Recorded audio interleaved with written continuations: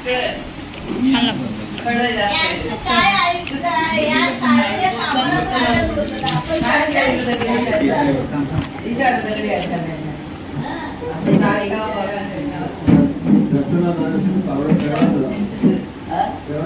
तुम्ही सर्व मस्त मजेत ना, पण मस्त मजेत सर्वांचं स्वागत पुन्हा एकदा आपल्या एका ब्लॉग मध्ये. सो आज आपण जाणार आहोत विहारामध्ये. तर विहारामध्ये आज आहे ग्रंथ तंत्राचा महान आपण दिला होता बबनदादांना, तर त्यांच्या हस्ते होणार आहे. तर हा सगळा बोचका घेऊन आपण चाललेलो आहोत विहारामध्ये. ठीक आहे. बाबू आलाय आत्ताच. बाबूचं तोंड बघा. बाबू झोपला. बाबू झोपला. पसारला बाबू. चला आता आपण जाऊया. काय ग चाललो आता आम्ही विहारामध्ये. ठीक आहे. सो विहारात आलो आपण. आता लावतात खुर्च्या. दिसते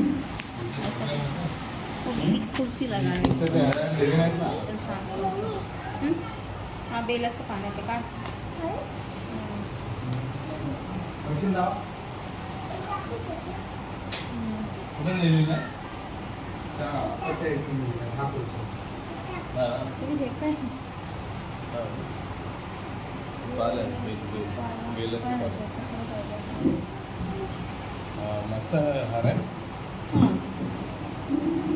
आता नाही काढलं आपण तो.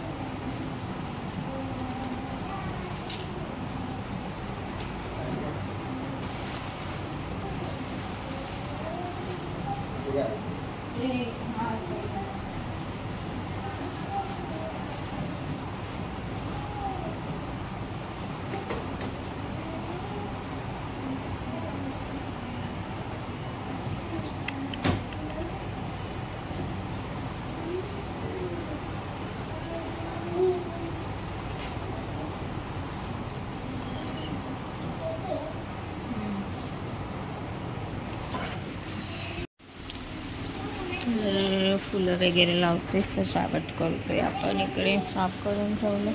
निर्वी आले इकडं. हॅलो. माहिती नाही कोणाची. तिकडे माईक टेस्टिंग चालू आहे.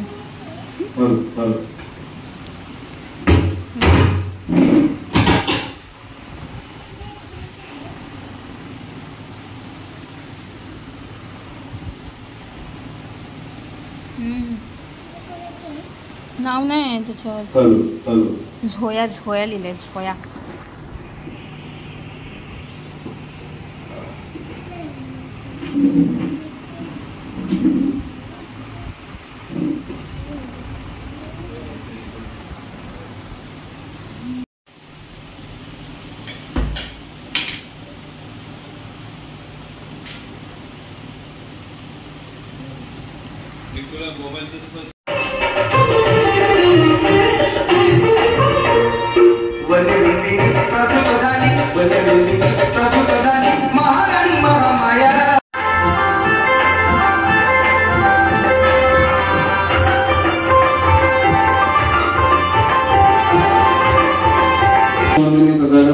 भगवान गौतम बुद्ध, भारतीय घटनेचे शिल्पकार भारतरत्न डॉक्टर आंबेडकर, संत कबीर, महात्मा ज्योतिबा फुले या महान मनाच्या विचारांना प्रथम द्वारा अभिवादन. उपस्थित बहुजन पंचायत समिती शाखा क्रमांक 554, पंचशील महिला मंडळ, सामाजिक विचार संघ, बाल विकास समिती या चारही संघटनेच्या माध्यमातून आपण वर्षावास ग्रंथपठण हा संयुक्त कार्यक्रम आपण आतापर्यंत करत आलो. आज 28/7/2025 रोजी आपल्या शाखेचे ज्येष्ठ मार्गदर्शक आयुष्यमान भगवानजी पवार साहेब आणि त्यांचं संपूर्ण कुटुंब, आज आपण त्यांना मी विनंती करतो की शाखेच्या वतीनं की आपण येऊन अगरबत्ती मेणबत्ती प्रज्वलित करून तथागत भगवान बुद्ध डॉक्टर बाबासाहेब आंबेडकर यांच्या प्रतिमेला पुष्पहार घालून आपण या कार्यक्रमाची आजची सुरुवात करून द्यावी अशी मी त्यांना विनंती करतो.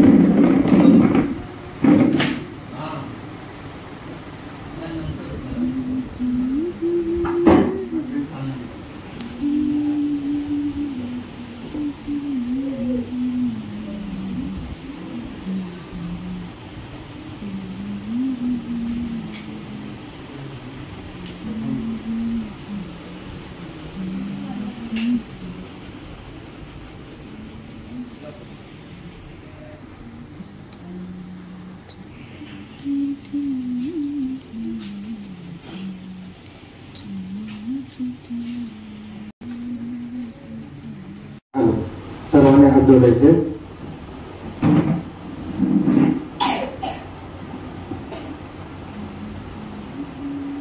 नमो तस्सा भगवतो अरहतो सम्मा सम्बुद्धस्सा. नमो तस्सा भगवतो अरहतो सम्मा सम्बुद्धस्सा. नमो तस्सा भगवतो अरहतो सम्मा सम्बुद्धस्सा. बुद्धं शरणं गच्छामि धम्मं शरणं गच्छामि संघं शरणं गच्छामि. द्वितीयं बुद्धं शरणं गच्छामि. द्वितीयं धम्मं शरणं गच्छामि. द्वितीयं संघं शरणं गच्छामि. तृतीयं बुद्धं शरणं गच्छामि. तृतीयं धम्मं शरणं गच्छामि. तृतीयं संघं शरणं गच्छामि. पाणातिपाता वेरमणि सिक्खापदं समादियामि. अधिन्नदाना वेरमणि सिक्खापदं समादियामि. कामेषु मिच्छाचारा वेरमणि सिक्खापदं समादियामि. मुसावादा वेरमणि सिक्खापदं समादियामि. सुरामेरमज्जपमाददाना वेरमणि सिक्खापदं समादियामि. साधु साधु साधु.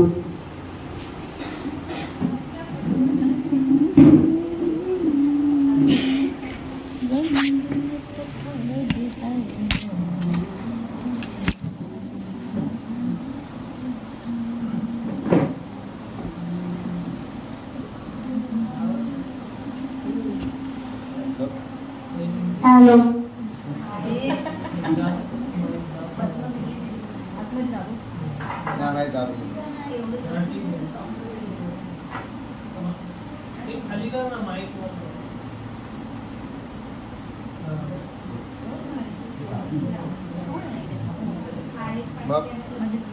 हॅलो आवाज गेला. Hello hello hello hello. एक मिनिट हॅलो हॅलो. बस ना. हा याच्या अगोदर आपण पाहिलं होतं ब्राह्मणे. त्याच्यामधलं आपण बघत आहोत की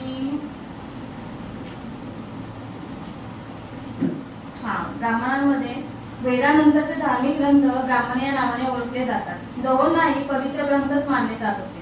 वस्तुतः ब्राह्मण हा वेदांचाच एक भाग होतो. दोन्ही ग्रंथ सारख्याच महत्त्वाचे मानले जात असून त्यांना श्रुती या नावाने संबोधितात. ब्राह्मण तत्वज्ञान हे 4 सिद्धांतांवर आधारलेले आहे. पहिला सिद्धांत असा की वेद हे केवळ पवित्र आहेत असे नसून ते अचूक आहेत आणि त्यांचा अधिकार वादातीत आहे. ब्राह्मण तत्वज्ञानाचा दुसरा सिद्धांत असा की योग्य ते वैदिक यज्ञ केले, धार्मिक विधी आणि समारंभ पार पाडले आणि ब्राह्मणांना दक्षिणा दिली तरच आत्म्याला मुक्ती मिळते, म्हणजे जन्म मरणाच्या फेऱ्यातून त्यांची सुटका होते. वेदात सांगितलेले आदर्श धम्माचीच कल्पना ब्राह्मणांपाशी होती असे नव्हे, तर आदर्श समाजाविषयी त्यांनी एक कल्पना होती. या आदर्श समाज रचनेला त्यांनी चातुर्वर्ण असे नाव दिले. चातुर्वर्णाची कल्पना वेदांत सांगितलेली आहे आणि ज्या अर्थी वेद हे रसकलनातील व वादातील आहे त्या अर्थी समाज रचनेची चातुर्वर्ण पद्धती सुद्धा बंधनकारक आणि वादातीत आहे. ही समाज पद्धती काही विशिष्ट नियमांवर आधारलेली होती. पहिला नियम असा की 4 वर्णात विभागला जावा. समाज हा 4 वर्णात विभागला जावा. त्यातला एक म्हणजे ब्राह्मण, 2 म्हणजे क्षत्रिय, 3 म्हणजे वैश्य आणि 4 शूद्र. दुसरा नियम असा की या वर्णात सामाजिक समता असून शकत नाही. वर्गवाद विषमतेच्या नियमाने ते परस्परांशी बांधले गेले पाहिजेत। सर्वांच्याच वर ब्राह्मण असले पाहिजेत। ब्राह्मणांच्या खालोखाल पण वैश्यांच्या पण क्षत्रिय आणि क्षत्रियांच्या खालोखाल परंतु शूद्रांच्या वर वैश्य आणि शूद्र हे सर्वांच्या खाली असले पाहिजे। हक्क आणि अधिकार यांच्या बाबतीत या 4 वर्णात समानता असू शकत नव्हती। हक्क व अधिकारांचा प्रश्न वर्गवार विषमतेच्या नियमांवर आधारलेला होता। ब्राह्मणाला त्यांच्या इच्छेप्रमाणे हवे असतील ते सर्व हक्क आणि अधिकार असत, पण ब्राह्मणाला ते हक्क आणि अधिकार मिळत ते क्षत्रियाला मिळत नसत। त्याला वैश्यापेक्षा जास्त हक्क व अधिकार मिळत, वैश्याला शूद्रापेक्षा अधिक हक्क व अधिकार मिळत असत। पण क्षत्रियाला मिळणारे हक्क व अधिकार त्याला मिळतच नसत आणि शूद्राला तर अधिकार नव्हतेच, पण खास हक्क तर मुळीच नव्हते। 3 वरिष्ठ वर्णांना न दुखवता जगणे एवढाच हक्क त्याला होता। चातुर्वर्णाचा तिसरा नियम ही व्यवसायांच्या विभागणी संबंधी होता। अध्ययन, अध्यापन आणि धार्मिक विधी करणे हा ब्राह्मणांचा व्यवसाय होता। क्षत्रियाचा व्यवसाय लढाई करणे हा होता। व्यापार हा वैश्यांवर सोपवण्यात आला होता आणि 3 वर्गाची सेवा करणे हा शूद्रांचा व्यवसाय होता। निरनिराळ्या वर्णांना दिलेले व्यवसाय हे खास त्या वर्णांसाठी होते। एका वर्णाचा व्यवसाय दुसऱ्याला शिरता येत नसे। चातुर्वर्णाचा 4था नियम म्हणजे शिक्षणाच्या हक्कासंबंधी होता। चातुर्वर्ण पद्धतीने शिक्षणाचा हक्क ब्राह्मण, क्षत्रिय, वैश्य आणि पहिल्या 3 वर्णांना दिला होता। शूद्रांना मात्र शिक्षणाचा हक्क नाकारण्यात आला होता। चातुर्वर्णाच्या नियमाने शिक्षणाचा हक्क केवळ शूद्रांनाच नाकारण्यात आला नव्हता, तर ब्राह्मण, क्षत्रिय आणि वैश्य या 3 वर्गातील स्त्रियांना देखील तो नाकारण्यात आला होता। आणखी एक 5वा नियम होता, तो म्हणजे या नियमानुसार माणसाचे आयुष्य 4 आश्रमात किंवा टप्प्यात विभागले गेले होते।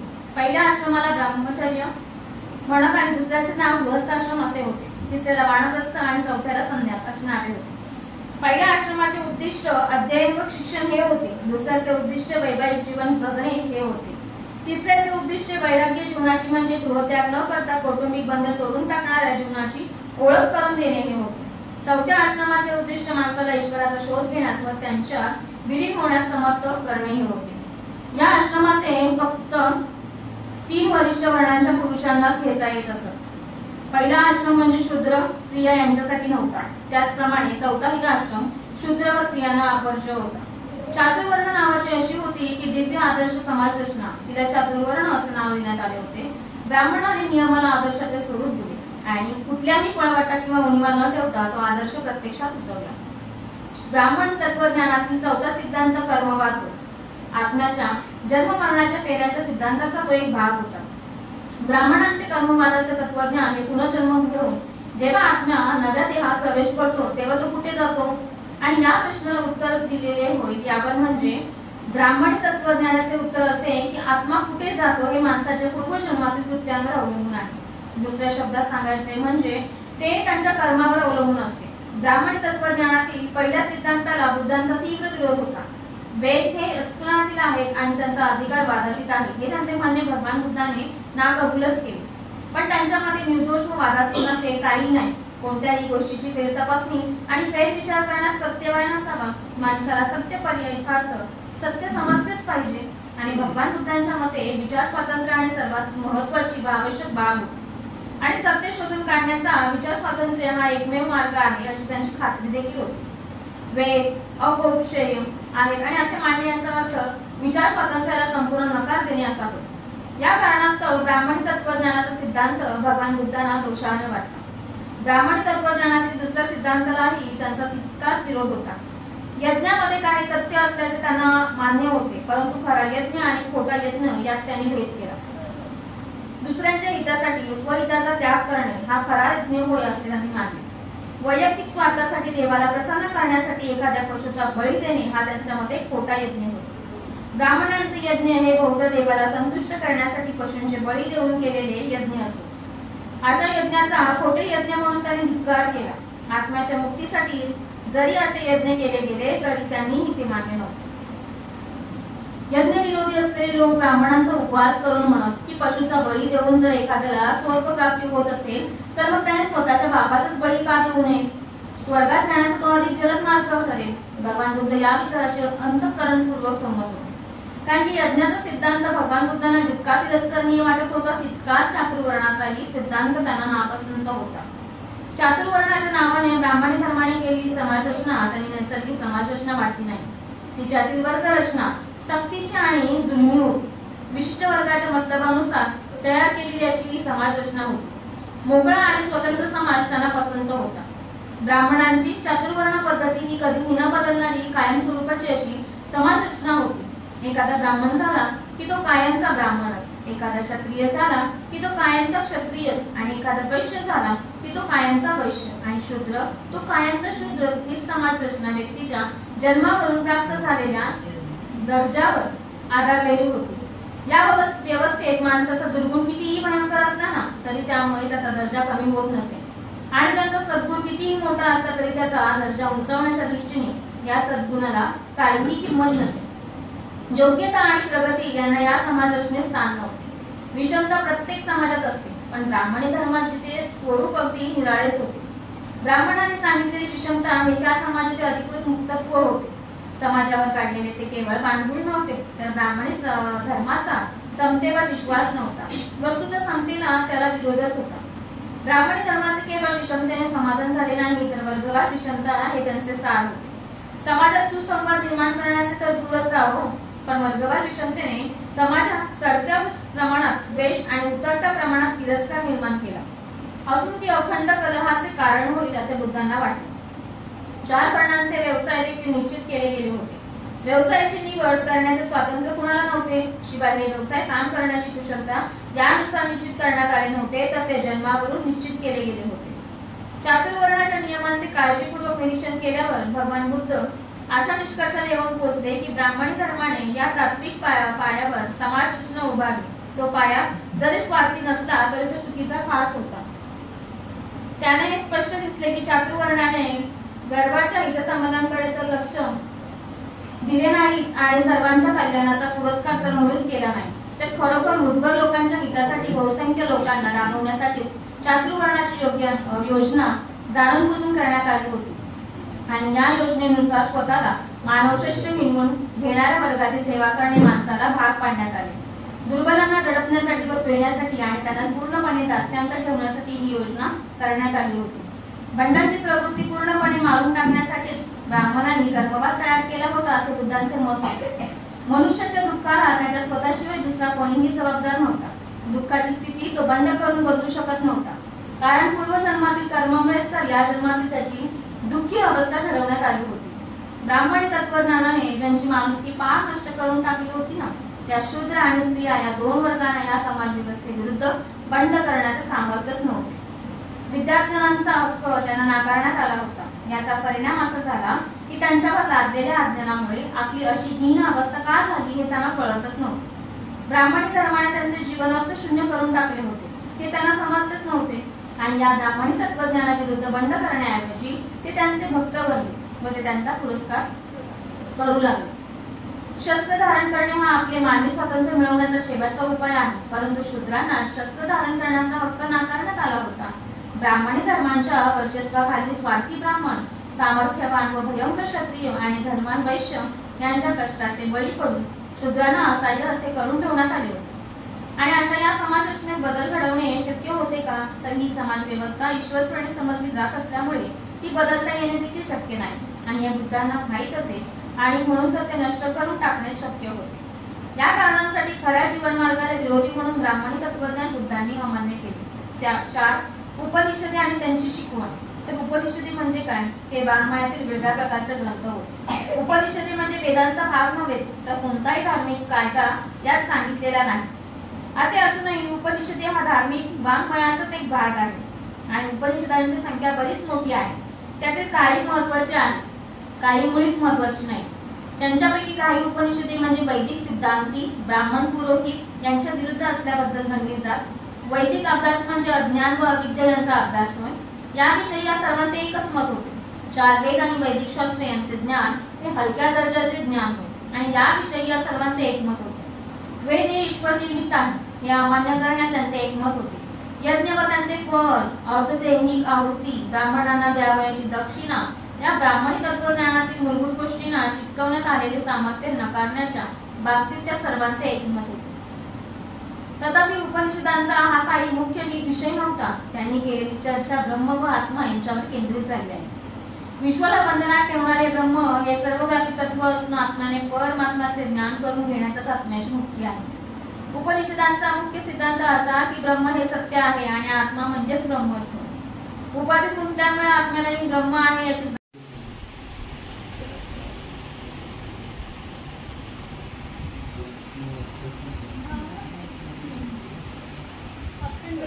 शांतीचा संदेश देणारे महाकारुणिक तथागत भगवान गौतम बुद्ध, भारताचे शिल्पकार ग्रंथकार, भारतरत्न करून पूज्य नेते डॉक्टर बाबासाहेब आंबेडकर श्री यांचे उद्धार करते महात्मा ज्योतिबा फुले, माता रमाई, माता भीमाई,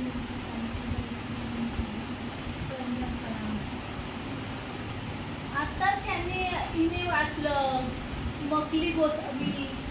हे 6 जे तत्व नेते होते ते त्यांचे तत्वज्ञान वेगळंच होतं.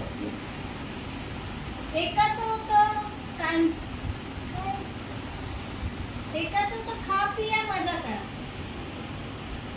एकाचं होतं की काय नाही पाप पुण्य असं काही नाही, की किती पण खून करा काय पण करा वाटाल ते करा पाप नाही लागत, ते मेल्यानंतर सगळं होऊन जातं. आणि संजय वेळतीपुत्र हा मोगलान आणि सारीपुत यांचा शिष्य होता. हा पण भगवान बुद्धाच्या विरोधात होता, कारण सगळी म्हणजे बुद्ध करतायत, हा काय एवढा हे आहे, आम्ही पण तर आहोत काहीतरी, असा त्याच्या मनात जरा दोष होता. ज्या वेळेला सारीपुत आणि मोगलान म्हणाले की आम्हाला सत्य समजलंय, तुम्ही पण चला येताय काय, तर तो नाही आला. तो म्हणतो नका जाऊ तुम्ही पण, काय एवढं त्याच्यात आहे, काय नाही, तो आपल्या मनाचंच काहीतरी सांगतो. आणि दुसरा आहे तो पण तेच सांगतात की ह्यांची तत्वज्ञान ह्यांना भगवान बुद्धांना आवडली नाही म्हणून त्यांनी ते सगळ्यांची तत्वज्ञान त्याज्य केली. आणि ते त्याज्य करताना त्यांना काय अडथळे आले नाही, म्हणजे कोण असं बोललं नाही काय तूच एवढं हे काय करतोस वगैरे असं, कारण काय ती जगालाही पटली नाही, अशी यांचे तत्वज्ञान होते. त्याच्यानंतर आपण काय वाचलं आता, भगवान बुद्धांनी काय त्याज्य ठेवले, ते हेच सधम्मावर आधारित असं हे केलेलं आहे. मनापासून त्यांनी हे उल्लेख केलेला आहे की माणसाचं मन कसं पाहिजे, माणूस कसा जगायला पाहिजे, सदाचारीचं जीवन जगायला पाहिजे, 3 अंगाने जगायला पाहिजे. कुठलीही गोष्ट म्हणजे हत्या करू नये, म्हणजे तोंडाने नाही तर हाताने पण नाही, आणि बोलणे काय मनात पण म्हणतो किती नालायक आहे, एक कानाखाली देईन, म्हणजे मी बोलले, मनात बोलले, केलं नाहीये पण ते बोलले ना, तेही करायचं नाही, असं ह्याला सदाचाराचं जीवन बोलतात. आता काय वाचले तर सगळ्यांना लक्षात येतच आहे, एवढं बोलून मी इथेच थांबते. जय हिंद. ठीक आहे, सगळ्यांना माहिती म्हणून बुद्धांनी आपल्याला धर्म दिला, पण बुद्धाला जेव्हा ज्ञान प्राप्ती झाली 2 आठवड्याने विचार करत होते की मी समाजाला लोकांना सांगू की न सांगू. मग ब्रह्मस्पती त्यांच्याजवळ येतात, त्यांना विनंती करतात की बाबा तुम्ही हा धर्म सगळ्यांना सांगा, लोकांचं कल्याण होईल. त्याच्यानंतर बुद्धांनी ते मान्य केलं. तर ह्याचा अर्थ हा की जे काय आपल्याला कळालं ते लोकांपर्यंत सांगा, लोकांना कळेल, थोडं का होईना, थोडं कळालं थोडं सांगा. प्रत्येकाने बोललं पाहिजे. जर मला कळालं मी सांगितलं पाहिजे, तर आपल्या लोकांना इतर लोकांना कळेल. हा बुद्धांचा मार्ग हाच आहे की जो धर्म आहे तो सांगा, पण ते शील पालन करा तरच पुढे धर्म समजेल. एवढंच मी बोलतो. ब्राह्मणांनी काय केलं, ब्राह्मणांचं कसं चालायचं पाहिजे त्या पद्धतीने त्याने ते सांगितलेलं आहे की ब्राह्मणवाद कसा होता की ते सांगायचं तेच, त्यांनी जी पूजा केली ती वाचलं तरच तेच करायचं आपण. तशा पद्धतीने त्यांच्यावरती ते संस्कार पहिले त्या लोकांवरती व्हायचे पहिल्या सुरुवातीपासून. त्यांनी जसं म्हणालं की बा म्हणजे प्राणी हे केलं आपल्यावर, पक्षी कुठला कापला किंवा कुंबडा कापला की आपण याच्यामध्ये म्हणजे पुण्य त्याच्यामधून निर्माण करू शकतो. अशा पद्धतीने त्यांनी पहिल्या सुरुवातीपासून ते आपण वाचनामध्ये पाहिलं असेल. तर प्रत्येकाची जी ती सांगते ते आपण आता एवढ्या दिवस वाचतो त्याच्यातून आपल्याला जातात. त्यांनी मगाशी सांगितलं की ते बुद्धांची समकालीन होती. समकालीन का म्हणजे त्यांच्या विचारसरणी तशी होती, परंतु त्यांना ती भगवान बुद्धांनी जेव्हा ते ऐकली तेव्हा त्यांना ते पटलं नाही कुठलीच गोष्ट. त्याच्यामुळे त्यामुळे त्यांनी त्यांच्या मनाला जसं वाटलं त्यांनी तसंच तशा पद्धतीने सांगितलं. परत त्याच्यानंतर त्यांना जी ज्ञानप्राप्ती झाली किंवा त्यांना जी माहिती पडली ती त्यांना ती स्वतःजवळ ठेवावी लागलेली, म्हणजे त्यांना ती दुसऱ्यांना सांगावी लागली. कारण त्यांनी तसं सांगितली की बाबा मला हे असं वाटतंय की त्यांनी ते प्रत्येक गोष्ट सांगायला लागते. ते मनासारखं पण आहे, ते मनावरती जे मगाशी आपण त्या मागच्या पण वाचनामध्ये पाहिलं की मन सर्व जे आहे ते मन आहे. माणसाचं मन चांगलं असलं की सगळंच चांगलं असतं. म्हणजे असं आपण म्हणतो की मन प्रत्येकाचं मन जर शुद्ध असेल तर माणूस तो चांगल्या पदालाच जातो. त्याच्या पद्धतीने आपण जे संस्कार करू ते आपण जे घडवत असतो. आपण आता ह्याच्या मागे आपल्याला माहिती असेल की आपण विहारामध्ये लहान मुलांची म्हणजे आपण पूजापाठ घ्यायचो बरं प्रत्येक वेळेस. त्या तेव्हा मी पाहिलं होतं की अतिशय लहान मुलं आपली नजरी, कारण की जे मोठी शांत आहेत तर ती लहान मुलं जेव्हा पहिली यायची सुरुवातीला तर ती गोंधळ घालायची. पण जेव्हा त्याच्या पुढं जे आपण मोठी मुलं बसवायचो तर ती शांत बसायची. त्यामुळे ती मागची मुलं पण ती शांत असायची. आणि त्याच्यातून काय आपल्याला निर्माण की बाबा ते जसं वागताय तसं. म्हणजे आता आपण बघतो की आता मुलांना कधी पण बसवतो ती शांत अशी बसणारच नाही. परंतु ज्यावेळेस मी त्या पाहायचं असं की बाबा ती मुलांना जर काय लहान मुलं काय मुलं अशी लहान मुलांना पण घेऊन यायची, पण ती पूजापाठ होईपर्यंत शांत असायची. कारण संगतीचा परिणाम, मला सांगायचं दुसरं काय नाही की जसे आपण संगत करू तसे आपल्यावरती परिणाम होत असतात. ते आपल्याला आता समजा आपण म्हणतो की बाबा मला पूजापाठ पाठांतराने सर्वच होतं असं काही नाही. परंतु जर का तुम्ही प्रत्यक्षात जेव्हा दररोज जाताय, आता बुद्ध आणि त्यांचा धम्म वाचून प्रत्येकाला कधीच कळणार. परंतु जर का तुम्ही दररोज तुमच्या त्या कानावरती गेलंय आणि तुम्ही जरा त्याच्याशी त्या दोन माणसांची तुम्ही चर्चा जेव्हा कराल तेव्हा आता त्यांना कसं आपण त्याने सांगितलं की ते जे समकालीन होते बुद्धांची, आता तेवढं आपण लगेच सांगू शकत नाही की कोण होते, त्यांची नावं काय असतील असं लगेच सांगू शकत नाही. परंतु त्याच्यातली काय काय तुम्हाला ती नावं माहीत असतील. म्हणजे बुद्धांना कोण कोण मिळालं, काय त्यांनी माहिती दिली ते आपण का सांगू शकतो की आपण ते दररोज ऐकतोय. आणि म्हणून आपण जर का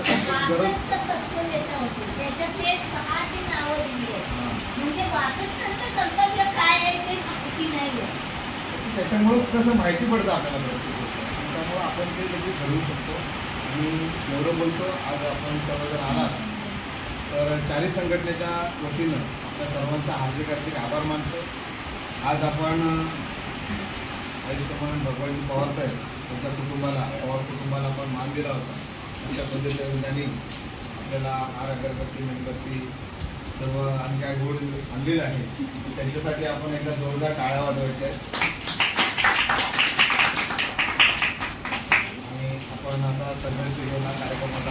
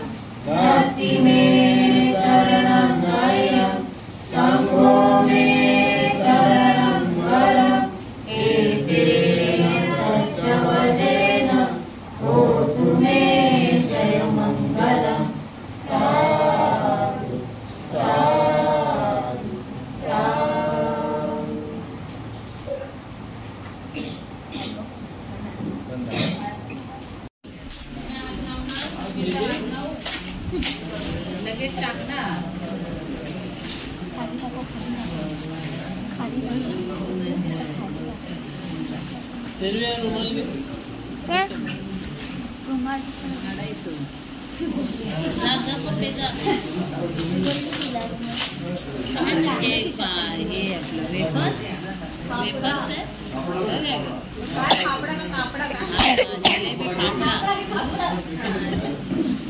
हे मला ती जरासा फक्त फाफडा.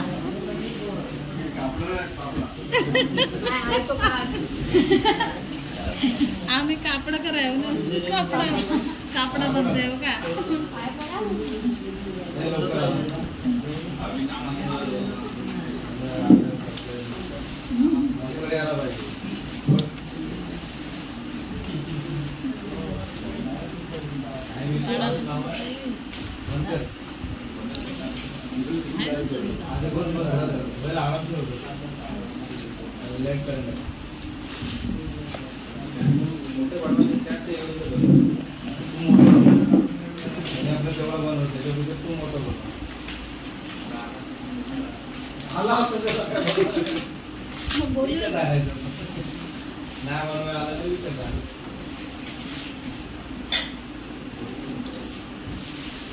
तुला डोकरी राहायला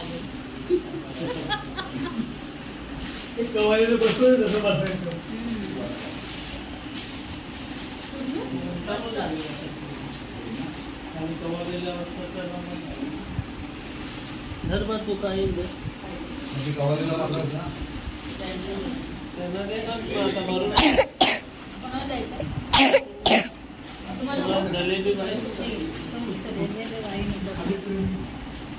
तुम्ही घ्या खाली प्लेट द्या जरा.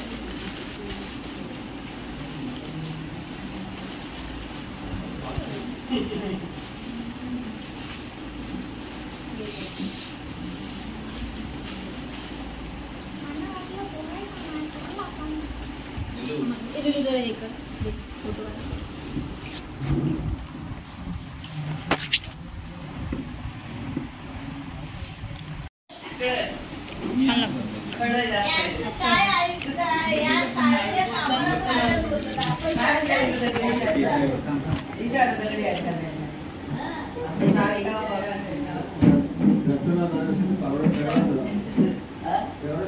प्रकारे आज बुद्ध आणि त्यांचा धम्मग्रंथाचं पठण झालेलं आहे आणि आजचा जो मान आपण दिला होता ते म्हणजे दादा आपले भगवान दादा पवार यांनी आज आपल्याला गोड म्हणून खापडा, मला काय बोलता येत नाही आहे, काय खापडा कापडा आणि जिलेबी दिलेली आहे.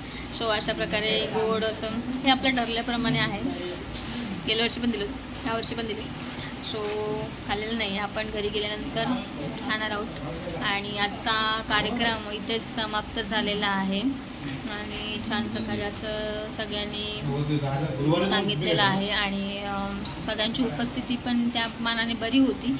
आणि आजचा कार्यक्रम इथे समाप्त झाला आहे असं मी इथे जाहीर करते आणि भेटूया अशाच नवीन एका ब्लॉगमध्ये. चॅनलला जर सबस्क्राईब केलं नसेल तर प्लीज सबस्क्राईब करा, लाईक करा, कमेंट करा आणि व्हिडिओ आवडला असेल तर शेअर करायला अजिबात विसरू नका. तर भेटूया नवीन अशा पुन्हा एका व्हिडिओमध्ये. तत्पूर्वी इथेच आपण बाय बाय येऊ. Tata tata tata bye. निर्वीला आले झो. हा बघा बाबू, हा छोटा बाबू. Bye bye.